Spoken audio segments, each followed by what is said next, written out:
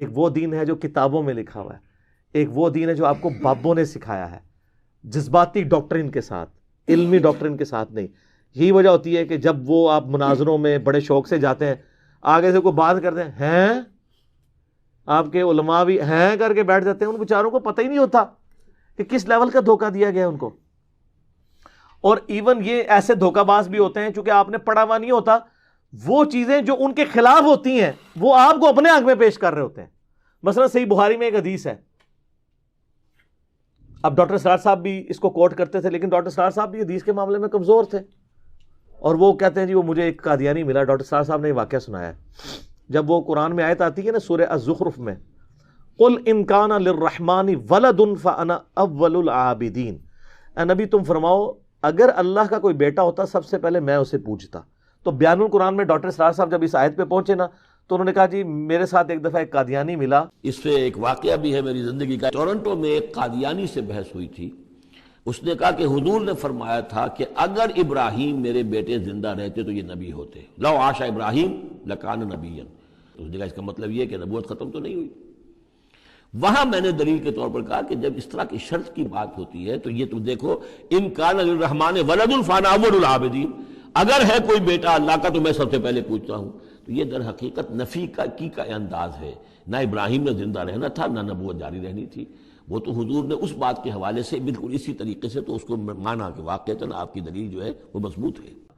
England میں یا امریکہ میں، اور اس نے مجھے کہا کہ جی بخاری میں حدیث ہے کہ اگر حضرت ابراہیم علیہ السلام، جو نبی علیہ السلام کا ایک بیٹا تھا ابراہیم، اگر یہ بڑا ہوتا تو اس نے پیغمبر بننا تھا۔ تو یہ بخاری کی حدیث اس بات کا ثبوت ہے کہ نبی علیہ السلام کے بعد بھی نبوت جاری ہے۔ تو ڈاکٹر اسرار صاحب نے نہ بیچاروں نے وہ خود حدیث پڑھی ہوئی تھی، نہ جو ان کو قادیانی کوٹ کر رہا تھا اس نے بھی پوری حدیث پڑھی ہوئی تھی۔ تو ڈاکٹر اسرار صاحب نے کہا کہ پھر میں نے اس کو قرآن سے جواب دیا کہ یہ بفرض محال ہے، جیسا کہ قرآن میں ہے قل ان کان للرحمن ولد فانا اول العابدین۔ لیکن کاش ڈاکٹر اسرار صاحب یا وہ قادیانی خود وہ پڑھ لیتا نا تو اس کو پتہ چلتا یہ تو ختم نبوت کے حق میں دلیل ہے۔ وہ حدیث یوں ہے کہ عبداللہ ابن ابی اوفا رضی اللہ تعالیٰ عنہ صحابی کہتے ہیں 86 ہجری میں فوت ہوئے ہیں، نبی علیہ السلام کے بعد 75 ایئرز زندہ رہے ہیں۔ ان سے کسی نے آ کے پوچھا کہ کیا آپ نے اللہ کے نبی کے بیٹے کی زیارت کی ہوئی ہے؟ انہوں نے کہا ہاں میں نے نبی علیہ السلام کے بیٹے ابراہیم کو دیکھا ہے جو بڑی چھوٹی عمر میں فوت ہو گیا تھا، اور اگر وہ زندہ رہتا تو وہ پیغمبر ہوتا۔ بس اتنی یہ لوگوں نے سنی ہوئی ہے۔ اس کے آگے پتہ کیا لکھا ہے؟ وہ کہتے ہیں چونکہ نبی علیہ السلام آخری پیغمبر ہے اس لیے اللہ تعالیٰ نے ان کے بیٹے کو جوانی تک پہنچنے ہی نہیں دیا، اس سے پہلے ہی موت دے دی۔ ختم نبوت کی وجہ سے ان کا بچہ بچپن میں فوت ہو گیا، چونکہ اللہ کے نبی کے بعد کوئی نبی نہیں آنا تھا، اس لیے ابراہیم ابن محمد کو اللہ نے بچپن میں موت دے دی۔ تو یہ تو ختم نبوت کے حق میں دلیل تھی۔ تو وہ آدھی وہ بخاری میں لکھا ہے کہ ابراہیم اگر زندہ رہتا تو وہ نبی بنتا۔ آگے بھی تو پڑھو، عبداللہ ابن ابی اوفا کیا کہہ رہے ہیں کہ وہ بچہ فوت ہی اس لیے ہوا ہے کہ چونکہ ختم نبوت ہو چکی ہے تو آپ کا بچہ جوانی کو پہنچے گا نہیں۔ اب آپ کو وہ آیت سمجھ آئے گی، سورہ الاحزاب آیت نمبر 40، ما کان محمد ابا احد من رجالکم ولکن رسول اللہ وخاتم النبیین۔ محمد تم مردوں میں کسی کے باپ نہیں ہے، ان کا کوئی بچہ مرد نہیں بنے گا، کیونکہ مرد بنتا تو پیغمبر بھی ہوتا، پروٹوکول دیتا نا اللہ۔ اگر ابراہیم کا بچہ پیغمبر ہے تو محمد رسول اللہ کا بچہ پیغمبر کیوں نہ ہوتا؟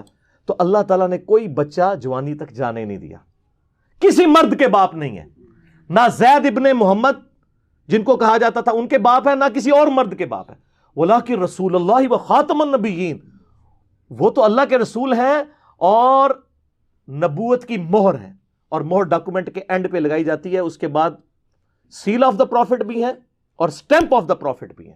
یہ خاتم اور خاتم کا جو فرق کرتے ہیں، اس پہ احادیث کے حوالے سے میرے کلپس ریکارڈڈ ہیں، وہ آپ دیکھیں، آپ کو معاملات کلیئر ہو جائیں گے کس طرح دھوکہ دیتے ہیں۔ پھر وہ بخاری سے ایک دفعہ نا کچھ قادیانی آئے نا، وہ کہتا ہے نہیں بخاری میں غلامت قادیانی کی پریڈکشن ہے۔ میں کہا جی کتنے ہے؟ کہتے نہیں بخاری میں ہے۔ اب وہ حدیث بخاری مسلم دونوں میں ہے کہ نبی علیہ السلام نے وہ جی سیدنا سلمان فارسی سے فرمایا تھا کہ اگر دین ثریا ستارے کی چوٹی پہ بھی ہوتا نا تو فارس کے لوگ وہاں سے حاصل کر لیتے۔ تو میں نے کہا اس میں غلامت قادیانی، وہ کہتے ہیں نہیں غلامت قادیانی بھی پیچھے سے جو ہے نا وہ فارس کے رہنے والے تھے، تو یہ ان پہ فٹ ہوتی ہے۔ اچھا ہمارے حنفی بھائی جو ہے نا وہ امام حنیفہ پہ فٹ کرتے ہیں اسے، اور جو حنفی قادیانی بھائی ہیں، یہ میں حنفیوں کو برا نہیں کہہ رہا کیونکہ غلام احمد قادیانی خود حنفی تھا، ان کے ماننے والے بھی فقہ حنفی کے مطابق چلتے ہیں. We follow generally Imam Abu Hanifa's fatwa were very largely accepted by the Ummah, and unless we find reasons to disagree with him, we would generally follow the Fiqh Hanafiya. Investigate personally directly. The overbearing principle should be that you follow Hazrat Imam Abu Hanifa. This is the entire attitude of Jamaat Ahmadiyya. اور میرے پاس ایک تبلیغ جماعت کے بھائی ہیں، وہ آپ نے میرے بھائی کو گمراہ کر دیا ہے، وہ قادیانیوں کے طریقے پہ نماز پڑھتا ہے. میں نے کہا کیسے؟ وہ کہتا ہے وہ ایسے ایسے کرتا ہے. میں نے کہا آپ نے کبھی قادیانیوں کو نماز پڑھتے ہوئے دیکھا ہے؟ کہتا ہے نہیں. میں نے کہا ابھی چلتے ہیں، اگر قادیانی آپ کے طریقے پہ نماز پڑھ رہے ہوئے تو قادیانی آپ کے بھائی، اور اگر ہمارے طریقے پہ پڑھ رہے ہو تو ہمارے بھائی. کہتا نہیں چھوڑیں. تو یہ دیکھ لیں، قادیانی سر بغیر رفع الیدین کے ناف کے نیچے ہاتھ باندھ کے نماز پڑھتے ہیں.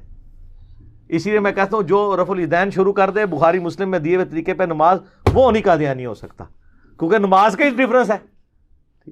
تو وہ حنفی قادیانی، اس لیے میں کہہ رہا ہوں. تو وہ کہتا ہے جی وہ ذکر ہے، وہ موجود ہے. میں نے کہا جی میں تمہیں اب حدیث پڑھاتا ہوں. حدیث پوری پڑھی. میں نے کہا دیکھو اس میں کہاں ذکر ہے؟ اس میں تو لکھا ہوا ہے کہ نبی علیہ السلام نے اپریشیٹ کیا سلمان فارسی کو کہ وہ پہلے آتش پرست تھے، پھر یہودی ہوئے، پھر عیسائی ہوئے، پھر نبی علیہ السلام کے بارے میں سنا، اتنی دور سے فارس سے، ایران سے نبی علیہ السلام کے قدموں میں حاضر ہو کے مسلمان ہوئے. تو آپ علیہ السلام نے ان کے کندھے پہ ہاتھ رکھ کے کہا کہ یہ فارس کے لوگ تو اتنے انٹلیکچوئل ہیں کہ اگر دین سریا ستارے کی چوٹی پہ بھی ہوتا وہاں سے بھی حاصل کر لیتے. یعنی وہ سلمان فارسی کی تعریف حضور کر رہے تھے اور فارس کے رہنے والے لوگوں کی تعریف کر رہے تھے. اس سے غلام احمد قادیانی کی نبوت کہاں سے ثابت ہو گئی؟ اور امام حنیفہ رحمہ اللہ تعالی اگرچہ ان کے باوجداد بعد میں فارس میں شفٹ ہوئے تھے، لیکن پیچھے سے افغانستان کے تھے. اور جو پیورلی ایران کے رہنے والے ہیں وہ تو ہمارے امام ہیں، امام مسلم بن حجاج القشیری المتوفا 261 ہجری، جن کی کنیت ہے ابو الحسین. یہ قشیریہ قبیلہ ہے اور ان کے ساتھ لکھا جاتا ہے قشیری نیشا پوری. نیشا پور آج بھی ایران کا شہر ہے، جا کے لکھ لیجئے گا، گوگل میں لکھے نیشا پور کہاں پہ ہے، ایران کا. تو یہ امام مسلم پہ فٹ ہوتی ہے اگر سلمان فارسی کے بعد کسی کے اوپر فٹ ہوتی ہے کہ وہ دین سریا ستارے کی چوٹی پہ بھی ہو. تو دیکھیں امام مسلم کہاں سے اٹھے ہیں؟ اسلام وہاں سے، اور پھر کتاب لکھی. آج تک اس پائے کی کوئی کتاب نہیں لکھی گئی پوری دنیا میں. اور میں تو سعودی عرب کا چینل سن رہا ہوتا ہوں نا، تو جب وہ اذان کے وقفے اور اذان و نماز وقفے کے دوران جب حدیثیں چلتی ہیں نا، رواہ البخاری رواہ المسلم، رواہ البخاری رواہ المسلم.